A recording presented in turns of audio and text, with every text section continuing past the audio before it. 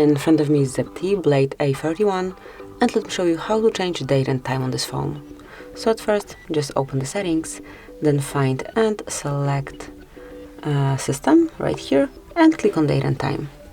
And now you just have to switch off automatic network provided time right here, and then pick date and time manually by yourself. So as you can see from now on, it's up to you what date and time it currently is.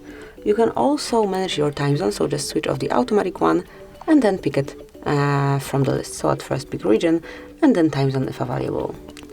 Then let's go back, and as you can see, it has been applied. So that would be all. This is it. That's how you can manage date and time in your phone. Thank you for watching. Please subscribe our channel and leave the thumbs up.